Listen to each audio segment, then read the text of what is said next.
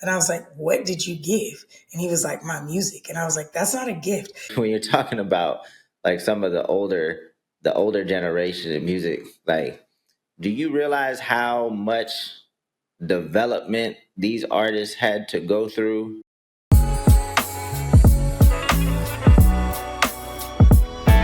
My bad. I didn't even talk about it. What's going down? It is the Music Entrepreneur Club podcast. Welcome back, music entrepreneurs. The most cutting, edgiest, amazingest music business podcast on the planet. We talk it because we live it, and we live it so we give it. I need to start writing that down so it's not so uncomfortable. I haven't used my sounds lately, so I'm gonna and shots just to be. See, that would have transformed that intro into something way better than it actually ended up being. How are you feeling today? I ain't gonna lie, man. I got a lot of stuff going on, and it's mostly positive, so I'm not complaining. But even last night, like I went to bed like at 3:30, woke up at 6. Like I'm not getting much sleep these days. Oh, But I'm that's not excited. about to change when you have that kid either. So I'm just saying. I'm prepping for the baby. But yeah. So today I'm not feeling chipper. But we do have some cool topics to talk about today. So I'm gonna try to get my energy up for that. But Erinn, how you feeling? I'm grateful. I'm feeling yeah, I'm just grateful. I think sometimes I can go from a high moment and then get into my head and overthink either my importance in life or my comfort or the relevance my comfort has to my life and my purpose. And so I'm just trying to keep myself encouraged right now because last week was really great. I had the writing camp. It was incredible. It's the third year that I've led nighttime programming. It was really good. I just have a lot on my plate as far as moving to Austin full time. Yeah, prepping for that, but I'm in Atlanta right now. I have some projects I'm working on, trying to make some more money for this move. You know, it's just a lot. I don't like thinking about money, and it's the reality of the game, I guess. So I'm figuring it out. Well, that's the challenge for the entertainment space in general. Is like, how do you stay even keel, right? Like, not to get too high when you experience the highs, and not to get too low when you experience the lows, because it's gonna be a rocky road until you get to a certain place. So it's kind of the nature of the game. But before we jump into this episode, once again, brought to you by Two Lost. If you want to try out Two Lost 3 months for free, use the code MEC. Let me know what you think. And then we also have an app. We have an app that launched maybe about a month or so ago. You can do most of the things you can do on the desktop on the app. So check it out. Again, go to twolost.com, use the code MEC, leave your feedback in the comments. I'm surprised how many artists and producers I talk to that just don't even have an account with any distributor. Yeah. Yeah. Some of them don't even know what a distributor does. Yeah. Seriously. So what's interesting is like, and I just recorded a promo just for like my age demo. And I think we might have talked about this on a prior episode. It's like, because when I was coming up, it was way more difficult to be heard, right? So you were slanging CDs on the corner or at the mall, maybe you're doing battles at lunchtime, doing showcases. If you want to try to get the attention of a record label, maybe you were camping out downstairs, waiting for an A&R to come out so you can give them your demo. And not to say that a lot of people want to like try to like rebirth their rap career. Some people just want that old music out so they can share it with their friends, so they're creating accounts. Some might want to take it seriously, like, oh, I still have some talent. I still want to try to do this. But some people just want it out into the world just so they can share it with their friends and family and just have it like that. So, whatever the reason is, get your music out there. If you're a producer, you got beats, it definitely should be on DSPs. Take your shots. Take your shots. That's But actually a let's get super into cool some. thought, Dane, because I may put some of my uncles, Like I have a couple uncles who used to spit, they got a couple projects and that could be like a cool gift for them to be able to like, cause they'll talk about it. They'll be like, Nisi, I used to, so like that could be cool for them to be like, oh, my music is out now. I never thought about that. That's actually super cool. I'm gonna check that out. At the next family reunion, you can, just a little nostalgia, maybe an uncle or a grandma or grandpa at this point, had some music back in the day. It could just be fun, just fun to have it out there. And then you never know what can happen. Maybe somebody does a dance to it. I wouldn't bank on something like that happening, but you never know. We do have some great topics today, but before we get into that, got to share some wins. Payne, you want to share a win from the past week? Oh gosh, I'm in the same boat as you. It's been a lot of groundwork this last week, and groundwork tends not to be an immediate reaping of the rewards. So I think I don't know, continuing to keep perspective is a win. Like when you're doing a lot, but not necessarily seeing a reward immediately. So yeah, like I finished 2 sample packs, finished a bunch of tracks, played 3 shows, had a successful night at my residency, and yes, I'm waiting to get paid for all of those things, Nice. and I'm not losing my mind. So that's a win. For sure. Erinn, what you got for us? I think the win is just steadiness for me this week, kind of like you said, just like the even keel. I was talking to my therapist last week about just like I'm embracing the journey. I think a lot of people who get into entertainment, we're looking for those big hits, but also just like the type of people who are attracted to this industry, we tend to, I won't speak for everybody, but I won't say like I've had to learn how to regulate my emotions and become stable because of this industry. And I think that this industry is attractive to people who may not have regulated emotions. And I'm just noticing that specifically because people are always like, you're so calm. You're such a calm person. And I'm like, yeah, I think I've just seen so much in my life and I'm just trying to remain calm. Like there's a lot of stuff on the horizon and I found myself talking myself out of it lately. Like, man, it's probably not going to happen though. It's like stuff that I'm really excited about. And I'm like, yo, where is that coming from? But then also just the work again, the work that it requires to show up every day. I'm challenging myself to be a lot more grateful. I was listening to Simon Sinek last night, and I think he's a genius, and he was just talking about how, and because of AI, a lot of people are talking about this, but the way he was saying it was like so integral to the way that I live my life. He's like a lot of in-person experiences, connecting with people intuitively, caring about people physically is going to be like the entire new wave for the next foreseeable future. And that's the space that I work in. I have a community technology company.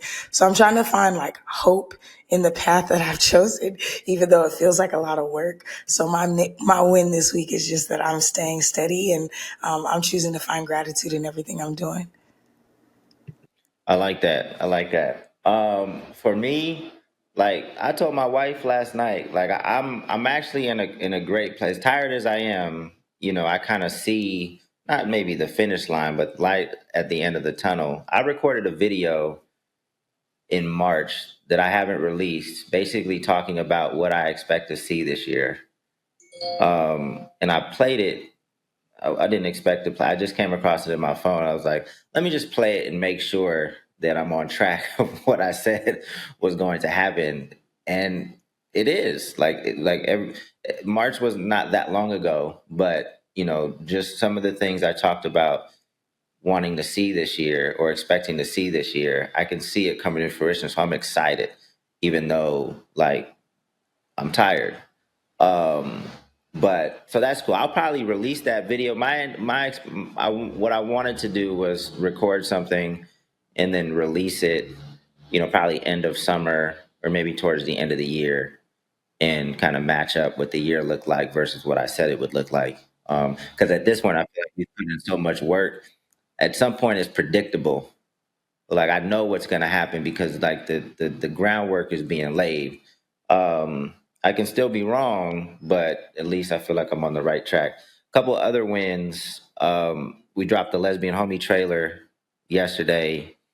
A lot of anticipation for that, a lot of engagement. We did a live premiere here in LA on Sunday. They went really well. Lots of good energy in the building. We're super excited. The episodes will start to drop Tuesday weekly on YouTube and Facebook. And if people want to watch the whole series, this is Big Jaw's most popular series. If people want to watch the whole series, they can purchase it at bigjaw.com. We used moment.co in the past, which got purchased by Patreon. And we're not using them because they got purchased by Patreon, but we wanted to have it on our own site. So we're using Single because they have video capabilities, so you can do rentals on our site. And it's just easier to say, go to bigjaw.com as opposed to like moment.co/bigjaw. So it's a really dope series. It's 10 episodes. Every episode is like 25 minutes. So it's essentially like a TV series. And I know I've taken up a lot of time, but the other thing is DreamCon is happening this Saturday. Two Lost is a sponsor. Big Jaw will be there too. He has a panel to talk about the lesbian homies. So I'm wearing two hats. I talked about that before on this podcast, but the Two Lost conversation is about music creators are doing so many different things. They're doing sketches, they're streaming, so how do you weave it all together, or should you weave it all together? That's what the conversation. I have Dende, Roxy Hayes, Stocks, and my guy Herb the Phenom. So that's going to be a dope conversation. I will recap it and capture as much content as I can to share here on the Music Entrepreneur Club, because I think it's just a super relevant topic. But I know we have a bunch to jump into today. Erinn, I know you don't know all the topics to even give people kind of the layout, or do you? You want to let people know what we're talking about? No, because I'm still being secretive about my topic. I'm not going to reveal it at all, ever. It's a surprise. We'll be surprised by Payne's topic, but we're going to talk about a conversation Saba, one of my favorite artists, was having. He did an interview recently and was just talking about artist mindset, which I think is really interesting. We may also hit on a Kev on Stage video that I recently reposted. And then Dame, what was your topic? I want to talk about Kai Cenat Streamer University. Oh, Dame's going back to school. I always forget your topic, but I also want to talk about Streamer University. It's genius. I'm so excited. Yeah, let's do your topic first. Let's do not that one. Okay. Oh, we can do whatever one. It's we could do it. Let's do Saba, the Saba video. All right, I like this one. Let's just try to be quicker today so we can get to more stuff, because there's a lot of dope topics, and we still have the surprise topic from Payne as well. This is something that I'm guilty of, but I think most artists romanticize the past in a way that it's like, we got to do all of this shit now that they didn't have to do back then. And it's like, these niggas are in commercials, they're selling products, they're doing all of this shit that they probably don't want to be doing. And that's a part of their version of, getting out there, getting their songs out there, getting their face out there and all of that shit. So it's like, it's really up to you. At the end of the day, it's like, it's up to you, but just be proud of whatever result that brings. Like, if you don't want to be online doing content or making reels or TikToks or YouTube shorts or whatever, it's like, you literally don't have to. Yeah, you just gotta manage your expectations. Manage your expectations or just do something else. It's like, if you're not doing that, what are you doing? Because it's always something that you, true. You gotta do something. It's like, do something. It don't gotta be this, but it has to be something. It gotta be something. That is so true. Yeah, because a lot of people talk about, I just want to make the music, let the music speak for itself. And it's like, the music ain't never spoke for itself. Can we stop there? I'm glad he said that. That's an amazing part, because that ties everything up. perfectly, especially when he was talking about that false nostalgia that everyone seems to have about the music business, where there was this golden era before the internet where anybody who was a talented musician was just getting plucked out of obscurity and handed an amazing career by some major label, which is a sick dynamic, and it's a hypocritical hypocritical dynamic, because back then everyone was hating on labels anyway. Did we forget that? I I just love to hear artists regurgitate what we say all the time in a different way. Like I've been saying this shit forever.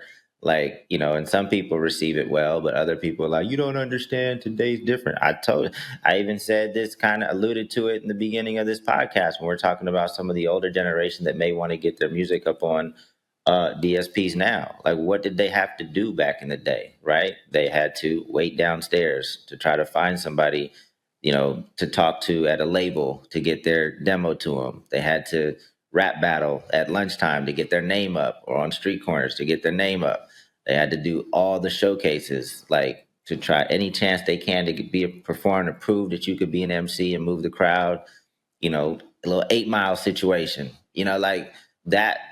That's the stuff that if you were complaining today, you wouldn't have done that. You wouldn't have like learned how to slang CDs at the mall. You probably would have been nervous. You probably They would have been never survived that old era that they romanticize about. If they can't even wake up and record a reel in the comfort of their own living space, you think they're going to be at the mall or downtown or in the neighborhoods? No. It sucked. I did it. It was horrible. These kids have no sales skills. Because I used to, for sports, I used to have to go door to door, sell my candy bars or, whatever it was, just to kind of raise money. And now these kids be at Target, they just like kind of hand you, do you want to buy it? And I'd be like, well, what's it for? Start stumbling over their words. What position you play? I like to, because I'm typically going to support, but I got to know. And a lot of them are probably just making bread, but whatever. I'm asking questions like, who do you play for? Are you good? How'd your team do last year? I'm trying to have a dialogue and just be cool. And these kids can't even hold a conversation. And it's like, there's no way you would have done that stuff back in the day if you had to get your career up. But Erinn, this is your topic. Take it away. No, I agree. Before we started recording, I was saying, he's saying what we have said before, but I do think, one, it's helpful to hear it several times just to remind yourself, but two, it's super helpful to hear it from different people, because you could say, oh, well, Erinn hates artists because that's why she's no longer a manager, and Payne is a producer, whatever you want to say, Dame is an executive, whatever. But hearing it from somebody who's an independent artist, very, very successful, has had his own complaints about the industry, but also has done very well for himself, to be like, yo, get over yourself. And he's gone through periods where he's been off the internet completely. It's so good to even see him in this clip, because I feel like the last time he was super active online, he had cut his hair all the way off with his last project, and then he was like growing it back. So I'm like, whoa, I haven't seen him in a minute because his locks are super long. But like, I'm an avid Savile listener. I listen to him regularly, and for him to be like, yo, there is essentially nothing else, you just got to do it, is, I think, just so important. It's not only, if you don't want to do content, you got to get over it. He's like, if you don't want to do content, that's fine, but you got to do something. And I think that that's the thing. If you are this creative engine and you're this creative human being, finding an alternative, I won't even say an alternative to market your music. You need to market your music, but I think a productivity alternative.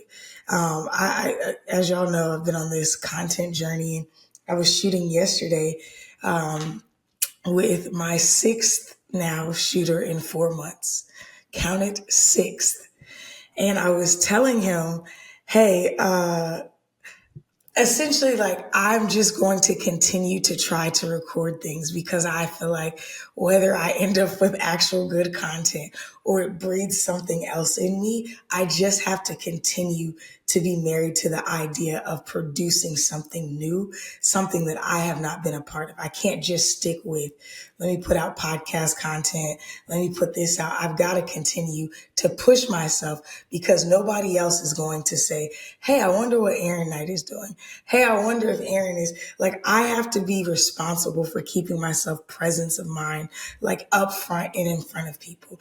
Another way that I do that is I take speaking engagements, even if they're not paying well or not paying at all, which is a whole thing. A lot of speaking engagements don't pay you at all, but it leads to more business. It leads to you being in front of people. It leads to people seeing you as a relevant source. So it's like there's a lot of things to keep yourself in front of the people, to keep yourself with the type of income that you're looking for that are required of you. And as Payne says, as he eloquently put at the very end, the music has never spoken for itself. I'm so glad that an artist said that because a lot of people will argue me down on that. And I'll be like, show me a case where that worked. And they'll be like, Michael Jackson, Whitney Houston. And I'm like, you don't know their origin stories for sure. But like, how about we have like a relevant person? And then they'll start naming people that I've literally physically touched. Most people are like, oh, well, Russ. And I'm like, I could tell you Russ's origin story. As y'all were mentioning before this, Lil Yachty. I'm like, I could tell you Lil Yachty's origin story. The way that y'all romanticize people that you've actually never met, never spent time with, or never put into their career, I'm telling you on the back end, it's not as sweet as you think it is. One of the sweetest stories that I know is Lil Baby, but that's because of who he was and where he was in the city. But his music career came very smoothly, but his life didn't. And because of his life, the people who were betting on his music career made that portion smooth, but there were agreements that had to come into place. And I don't know it to happen for a lot of people the way it happened for him. So I think not only should you not romanticize the past or not expect the future to suddenly flow for you just because you have an idea, but you really need to understand that your music has never and will never be the sole thing that speaks for you. Because if it did, then there would be a lot more music in the world today, like just being listened to and encouraged and appreciated.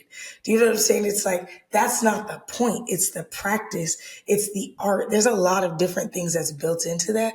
But to make your music matter, it has to be just the foundation of what you're doing and not really the final product or the full output of what you're doing. I'm happy that we did this video today, but I feel like after this, like we moved this topic to me to like where I put the scammer topics. Like if we're still having this conversation with you, this podcast is not for you.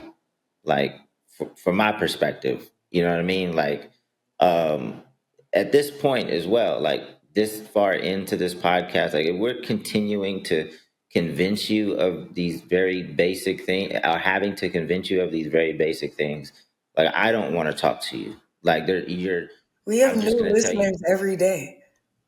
Yeah, but it's flat out, you're not going to make it. And I don't want to argue with you about it because I know your fate in the music industry and you're just going to see it for yourself in a few years. I won't say he was arguing with me, but I had somebody commenting on one of my recent posts on the page where I was like, artists should give first before they're asking fans and people for stuff. And the guy was like, oh yeah, well, whenever I perform, I get off stage and I stand by the merch booth. Like I'm really open to giving. And I was like, what did you give? And he was like, my music. And I was like, that's not a gift. You're asking me to give you my time, my attention, my ears. And he was like, well, if you're already at the concert. And I was like, I wanted to be like, I don't show up to listen to openers half the time anymore. If I even go out to a live show, if I'm being honest. But if I'm going and I listen to the opener, I've already given you my time and attention and I wasn't rude by talking to somebody. Now you're telling me to move from the place that I'm standing or sitting, come over to your merch table and give you a congenial conversation.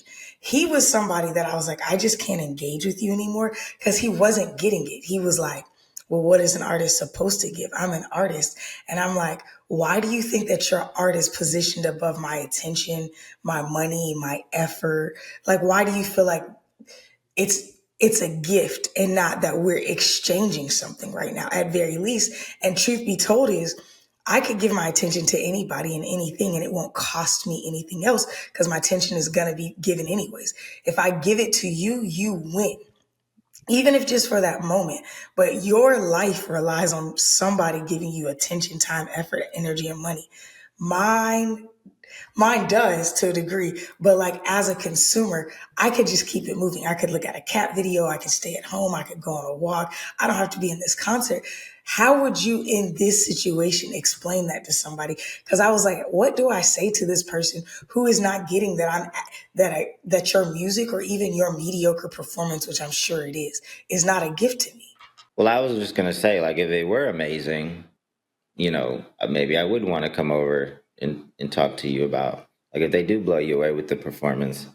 But maybe you should just give them more examples of what you mean by giving before the expectation is, I told him the concert is way too late for you to be giving me something. And he was like, well, that's the perfect time because I have your captive attention. And I was like, he just doesn't get this. But I was like, maybe I'm not speaking.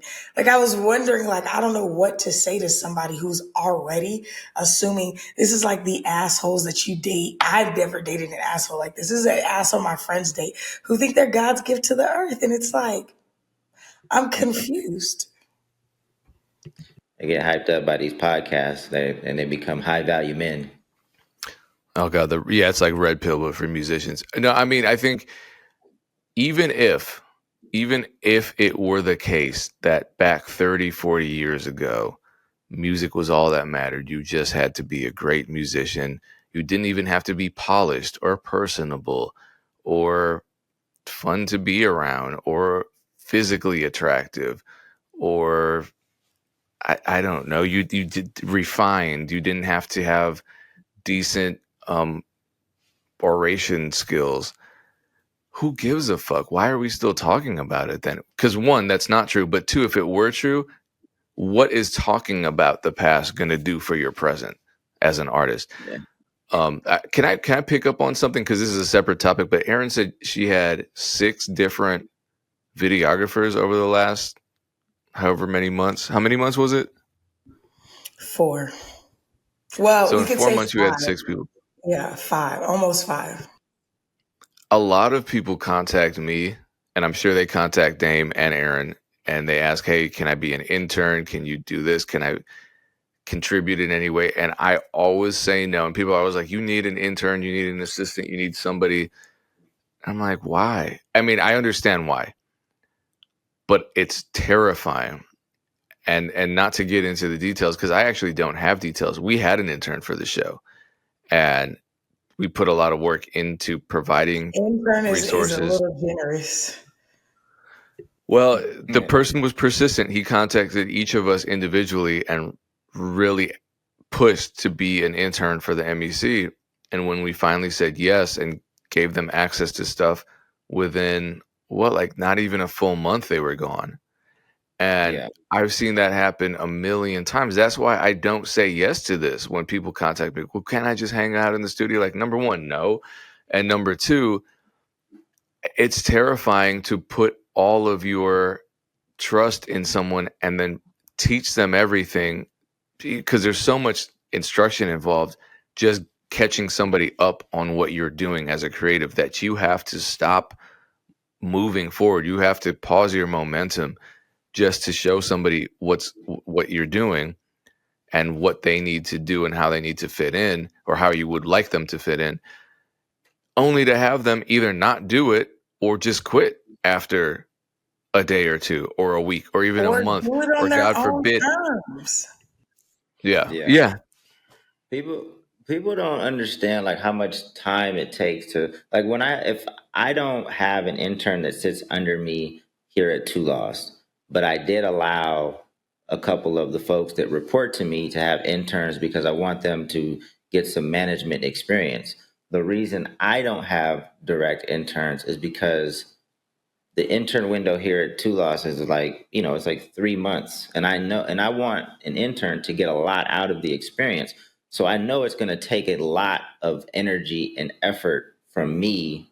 People think that, and maybe some interns do get exploited, but like from my perspective, like I want you to get what you want out of this experience. So I heavily invest, especially up front, just to make sure that we're curating, an experience that is a win-win. So I'm hesitant to do that for folks that haven't really proven that they're going to stick around, and it's just disappointing. But just before I lose my train of thought and go on to the next topic, when you're talking about like some of the older generation of music, like, do you realize how much development these artists had to go through and to perfect their voice? If dancing was part of their show, like to dance and sing, every movement crisp, on point, do the PR training so that when they did get in front of an interviewer, like they knew how to talk and articulate themselves. As you see today, very few, well, not say very few, a lot of artists have trouble, communicating and talking about their story. They definitely could benefit from some PR training. But there was just so much of a boot camp that you had to go through before you were polished enough to be presented to the world, because such an investment is placed in those artists. And the labels want to reap the benefits. So it was like the top of the top. Like the voices were amazing across the board. You couldn't just upload shit to Spotify not mixed and half baked. And so it's Even not starting to that hurt. long ago, because I feel like you're kind of talking about like, like Belle Biv DeVoe and kind of like those different groups in the 90s and Boys to Men. But I remember when Justin Bieber first got signed to Scooter Braun, they sent him on the middle school tours for 2 years. You know what I'm saying? And he was playing a different middle school. I think like he played like 3 or 4 middle schools a week. And this is back when they used to have like the middle school circus, but it's like he's doing a 30, 45-minute performance. He's dancing, he's singing live the entire time. And he's not really getting paid for it. Like he's signed to a label, so he got the label deal. But that's just part of the development. And it's like, okay, the other days of the week, he's in dance classes, he's in voice classes. I'm talking about like recent people. Sean, what's that guy? Sean Mendez. Yeah, he was a TikTok star, but they put that man through the ringer. You know what I'm saying? To get him fit. Yeah. I feel like there's so many examples I could tell you now. I think about Paramore, my favorite band. Like they used to have to play talent shows. They were signed. You know what I'm saying? Like, imagine being signed and being like, bro, I gotta go play a talent show. Y'all would die. Folks would keel over and be like, man, I'm signed. Who y'all think you are? Talent shows? But they would do Yeah. that to earn the interest and the thought. First, you got to get your chops up there. Like, if you can't beat some local talent, then who are you? But two, that's how you can generate interest from a local scene without being like, this is the next hot band. You know what I'm saying? And there's a lot of, I can tell y'all a ton of stories, but I don't know. I'm with you. I'm just like, folks think it's different. It's like, shit ain't never been sweet. Like, if you want something, it's always been difficult or non-ideal to attain it. We've just always romanticized what we thought stuff was. Politics, motherhood, owning your own business. What? It's the Because ghetto. we All of weren't it. doing Yeah. it back then. That's the difference. We weren't doing it back then. So we have this ability to just say, oh, it was better back then. It was easier back then because we're dealing with something now that's, 60% less. I'm not going to say it's 60% easier, but it's less strenuous. You have to do less physical footwork. Getting a distributor nowadays is as easy as going to twoloss.com and typing in MEC and you got free distribution. Back then, you couldn't get a distributor. It was like getting signed to a label. You had to work Yeah. really hard to generate interest in your music. Nowadays, I made my first song an hour ago. I have distribution in 5 minutes flat. Wasn't like that. But speaking of which, Dame's going back to school. Dame is going to Streamer University. So yeah, let me just talk about this real fast before we play the clip. Now, admittingly, I don't know all. Can you take that down real quick, Payne? You don't want to see DDG's winning smile? Admittingly, I don't know exactly how this all came together. I know Kai Cenat sent out an opportunity for streamers to apply to university, right? And these aren't, a lot of the people that got accepted. There might be some small streamers in there, but Kai Cenat is the giant of all streamers, right? I would say him and Speed and a few other cats or whatever. But you have a shitload of other people that stream that might have millions of followers themselves. They're just not Kai Cenat. So a lot of people applied. I don't know how many people got accepted to Streamer University, but he essentially put all the streamers in a dorm, in a university, and they're going through different classes, different experiences. And it's just, to me, a genius idea because, we always talk about collaboration, and this is we feel like a lot of the advantages that independent artists have over major labels is the way we move, the way we think. This would be like Drake doing something more creative, not like us Drake, like Drake from Drake from 3 to 5 years ago, bringing artists together and just doing something amazing. But majors don't think like this. So it's dope to see kind of the top of the top, understand the uniqueness and just the dopeness of bringing together all of these creators and having this experience. And now you have, hundreds of creators that are just streaming the whole experience. There's a shitload of content being created. So he got some of the top creators to do these classes. And here's one of them that DDG is the professor of how to win an internet beef, which is kind of funny. But go ahead and play it, man. Okay? How to win internet beef. The best thing you can do is crack their hoe. So he basically, it's a class, how to win internet beef. He said the best thing you could do is crack the other person's hoe. That's his quote. I don't really talk like that. But the cat that responded, not on camera, you don't. Yeah, not even off camera. But the cat that responded, Chicle, he has, I don't know the exact number, but he's got millions of Instagram followers, and I don't know what other platforms he uses. I just think it's dope that he got so many people to buy into this opportunity and to create this content. The class is funny. I mean, I think hopefully that was designed just to kind of be a joke on how to win beef. But what are your guys' thoughts? I don't know if you guys have seen some of the footage. I follow a cameraman of a videographer of a content creator named Zeddy Will. I think Zeddy Will is his name.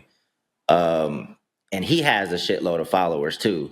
So, but the cat Matt, who's a videographer, is obviously a Streamer University as well, and he's been posting just a bunch of clips on his story and on his direct feed, and it just looks like a really good time. It looks like great content. Fans have been surrounding the university trying to get access to not just Kai, but like I said, the people that were admitted to the school have a shitload of fans themselves. So it's probably, a lot of fans out there that want to get, the attention while they're running around campus and going different places in the city. But let me shut up. What are your guys' thoughts? I'm always just so impressed with Kai. So when I first heard the Streamer University announcement, I thought it was just going to be like online on Twitch, and streamers who are going to just be tune in and we'll teach you this. So once it started happening, what was it, last weekend or weekend before last? I'm like, oh wait, they have streamers live teaching. I thought it was just fans. And then somebody, my best friend, who is not in the entertainment industry at all, she works in community development though. So she's catching wind of it because she manages a co-working space and she's like studying some of their business models. She's like, no, he has other famous streamers and influencers coming to learn how to be better. And he just so happens to be streaming it to the fans. And I was like, whoa. So for one, the fact that he's doing something in person, I had an idea for Kai last year that I wanted to pitch, and I was just like, this is way out of my wheelhouse to be like focusing on building another creative, but I wanted to do like a festival essentially where it was like education centered. So, but still fans could come. Never pitched it. I have like, it's a small industry, so it's not hard to get connected to people's teams. But I just was like, I don't want to undertake this. Like, let me stay focused on what I have going on. But to me, I'm just like so delighted because he did it in his own language. He's like so intent on equipping the people coming behind him, which I love. I watched an interview that he did. Well, he was on Twitch like 2 or 3 days ago. And he said, everybody keeps saying, man, you need to try to sell this, to Netflix. You need to try to sell this to whoever. And he was like, they all hit me up. He's like, this isn't that nobody noticed what I was doing and they were nervous. He was like, they all hit me up. And he was like, I'm not giving this away because what you have is all that you have. He's like, this is what I'm standing on. This is my legacy. And I just was like, and then he just started talking about access. And he was saying it without saying it, but he has a ton of black and brown streamers in the building. We're truthfully making up the conglomerate of attention when you're looking at the engagement and the attention economy on streaming platforms. So for him to say, I'm taking a stance even for the culture that I want my people to benefit from this. And if I'm not mistaken, they didn't have to pay to be there, right? They just had to pay to get out there. I don't know, but I wouldn't think they did. Yeah, I don't think they had to pay to be there. And he did it at the University of Akron or University of Ohio in Akron, which I'm like, this is a real legit, again, he did it in a real legit way. I still feel like in my mind, I would have expected a bigger production and like for it to look a certain way, but they're literally just sitting in classrooms, which made it even tighter for me because I'm like, these kids definitely, half of them talk about how they dropped out of high school. So it's like, y'all are in college, literally learning how to perfect your craft. I'm a fan. I love it. I love that everybody gets to eat as well because now I was looking up stats for Streamer University. I'm going to read a couple, then I'll stop talking. So far, this is as of yesterday, I believe. Streamer University has been watched for over 26.6 million hours. There has been an average of 132,496 viewers with its peak at 733,955. That's just on the channels that are official Streamer University.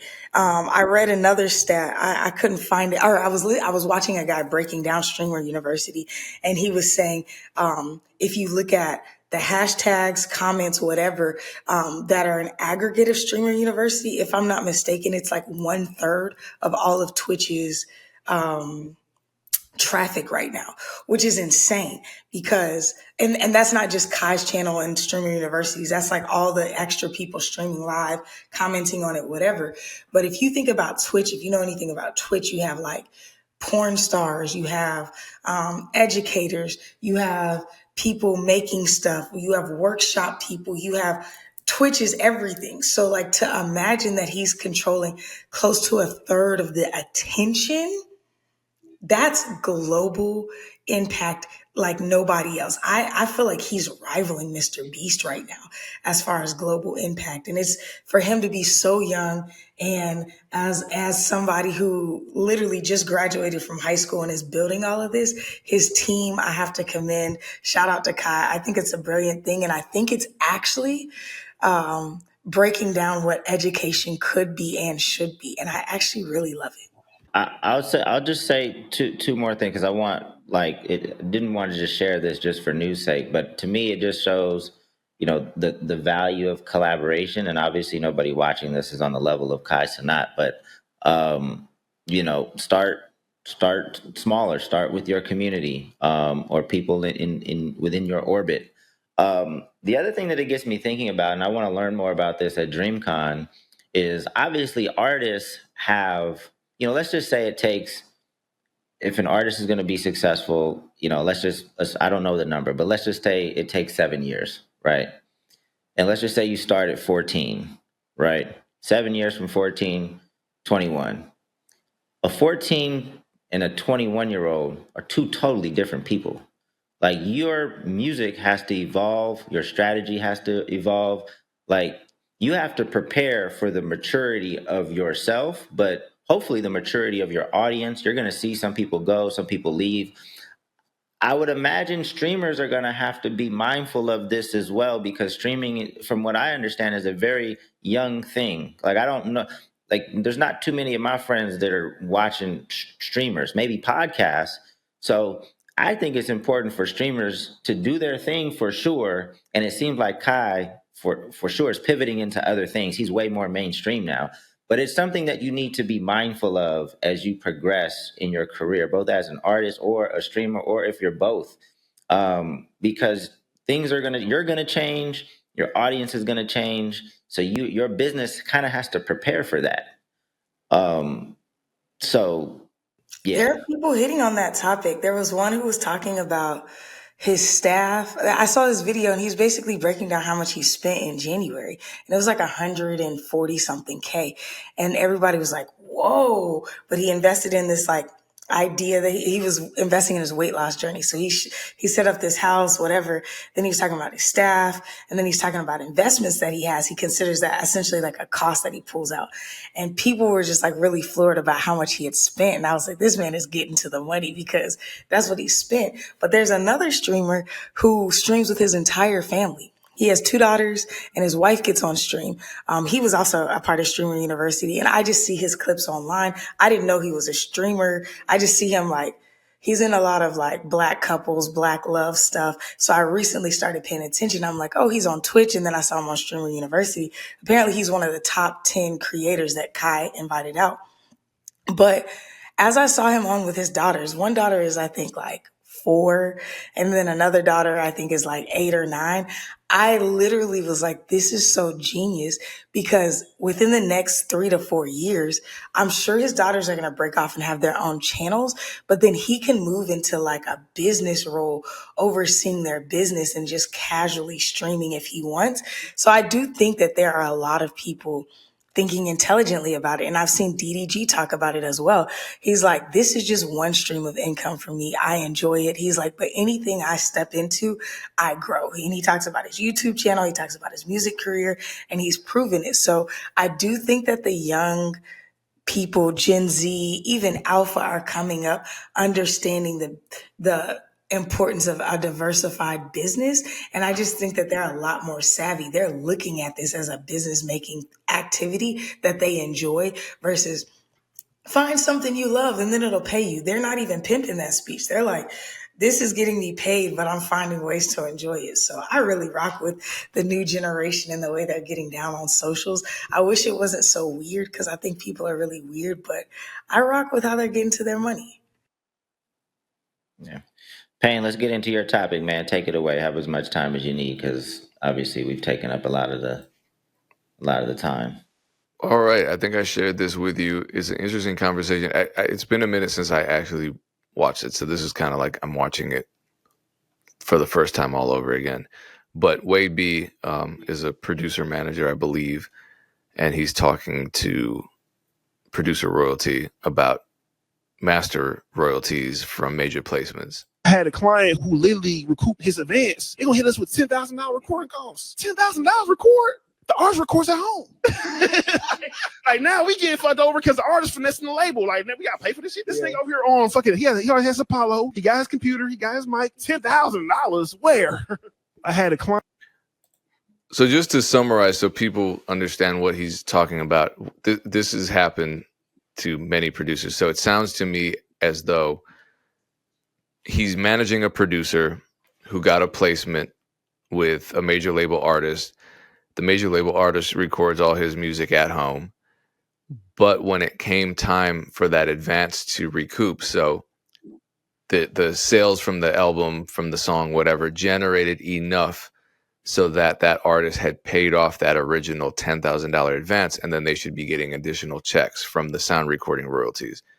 And the label said, well, no, you're not getting paid those royalties because we still have other expenses that we're recouping against your advance, including sound recording costs.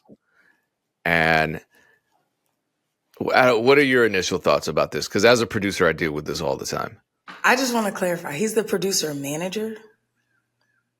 Yeah, he's the producer manager. So his producer got the advance, and the labels were telling him that he hasn't recouped his account yet because there are still recording costs and other expenses left over that he has to partially pay for. So the artist basically told the label that the recording cost was $10,000, so that they can get that paid in full. So they can get that $10,000, but then the royalties need to recoup against that. Here's what I've learned in the music industry. It's like, I think there should be some cost associated. Is it 10,000? I don't know. I don't know what the number is. It's probably inflated. What I've learned is most people will take advantage, like if they can. Most people will if they have leverage in something. So to me, it was never like, yeah, labels used to do it because labels have all the leverage, but now artists have some leverage, and I see more artists fucking over everybody else than labels these days. So I would have to know that more information for that specific instance.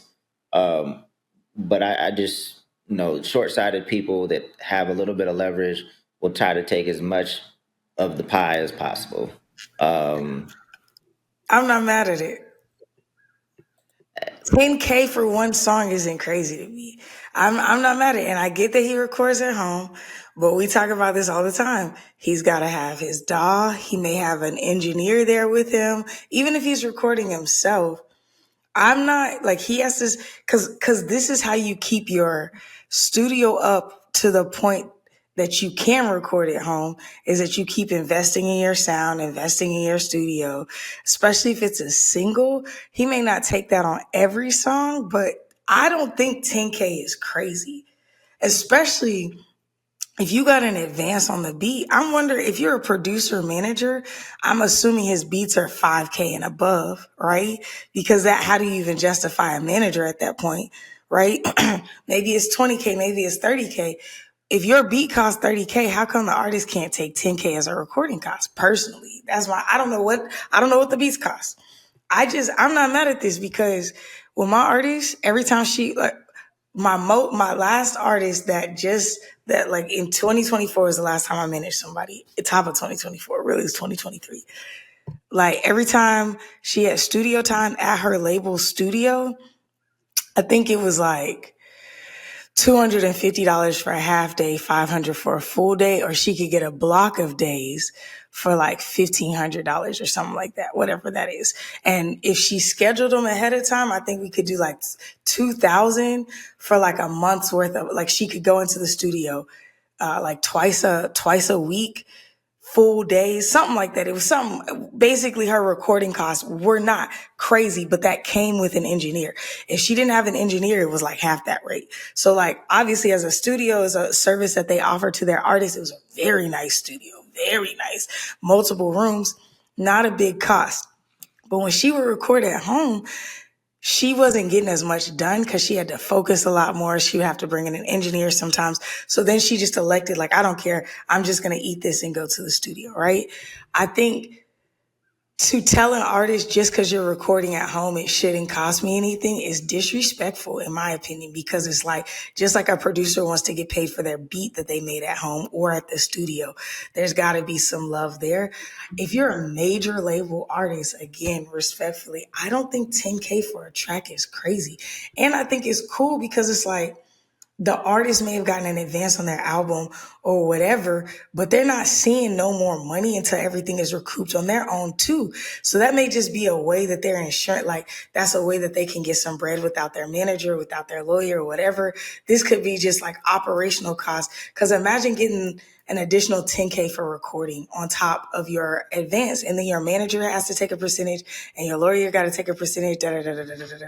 Everybody's eating off of it. I do think artists screw people over, and I do think you should treat people right. And so I don't know the full context of this, so I can't justify everything, but if it's an operational cost and this is going to help you maintain your studio, maintain your emotional and mental health, where you're not working for 2, 3, 4 more years before you get a recouped amount of money from your project, I'm not mad at it. I'm going to be honest.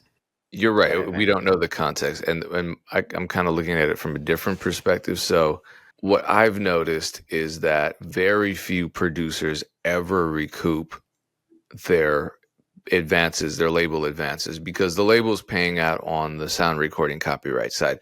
The second the song starts getting streams and radio play or whatever, theoretically, performance royalties, mechanical royalties, those on the other side of on the other copyright side, on the underlying composition copyright, those start getting paid semi-instantly, right? Like you start amassing that money. But on the label side, it's not this automatic thing. It's the labels dealing with their internal financial staff, and they're calculating the recoupment, and their label recoupment math has always favored the label. So you see producers constantly, especially if you're not producing hit singles, they get the advance and nothing else. They never recoup. My first major placement never recouped. Why is that? This was back before most artists recorded in their houses. So the label recouped recording costs, probably a portion of the marketing costs associated with the album, all of these costs back into the label's pocket. And the fact that I don't know what those costs were, that's also a problem, because the label generally doesn't tell us what they're recouping against their account, what expenses they have. And it could be stuff like food, and it could be like $1,000 for food. I know goddamn well you didn't spend $1,000 on food. Definitely for food. Yeah. You know, just crazy stuff like that. And it's like, damn, so it's damn near a scam at this point. Advances shouldn't even be called advances for producers nowadays, because a producer gets paid in advance and they think, okay, it's an advance on future royalties, and then you never get another cent. And that's like industry standard for a lot of people.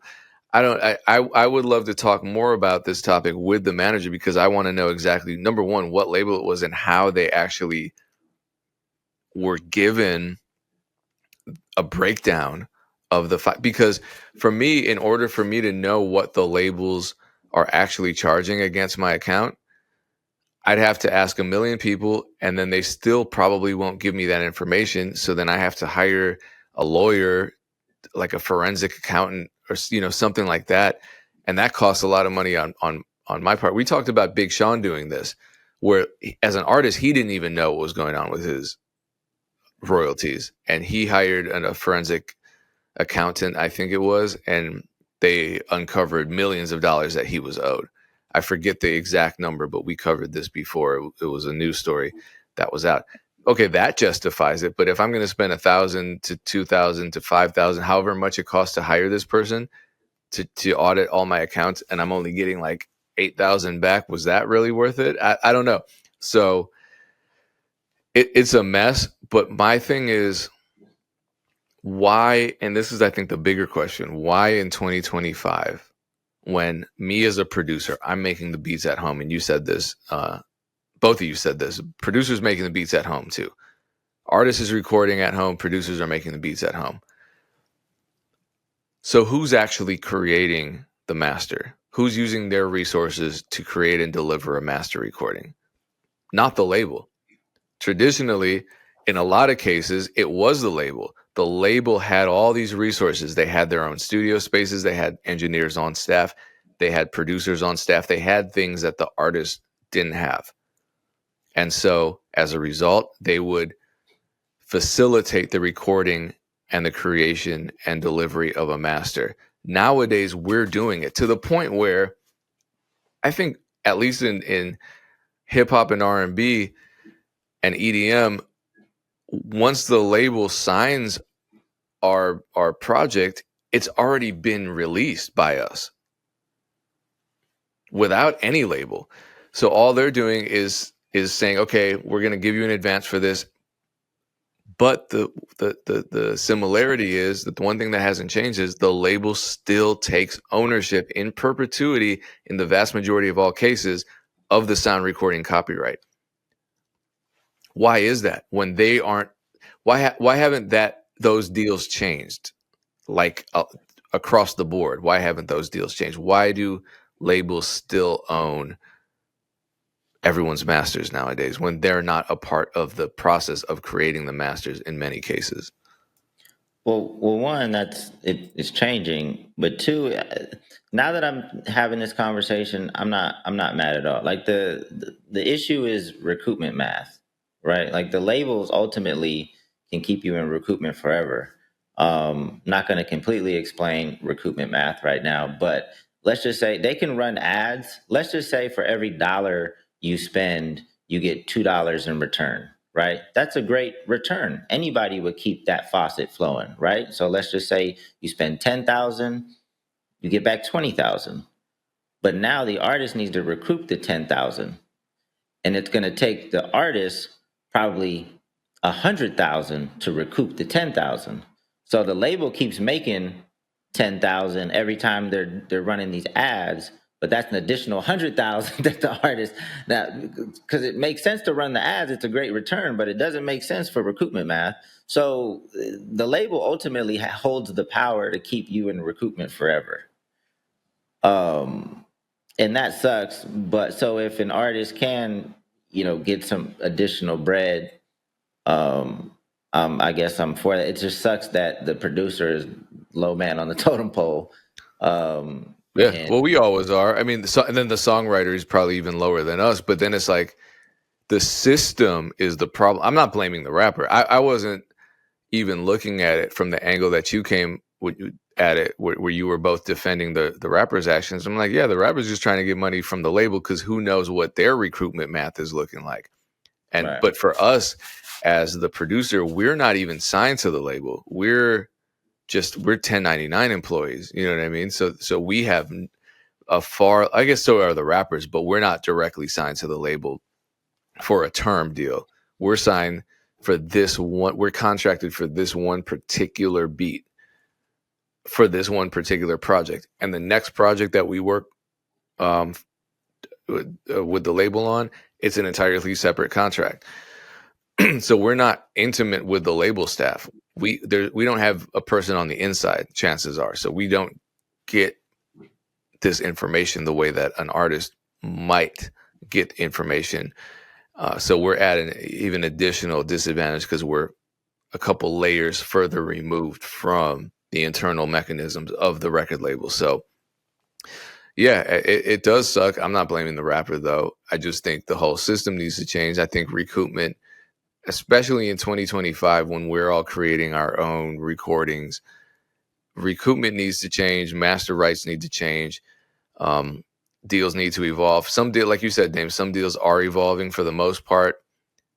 Labels aren't going to offer that kind of deal. They're going to offer something traditional, but there are artists with enough leverage to pressure the label into giving a better deal. I mean, I've told this story before when Ted Park and I signed a single deal with Capitol, there was a reversion clause. So after 10 years, the master rights went back to us. Fine. I'm cool with that.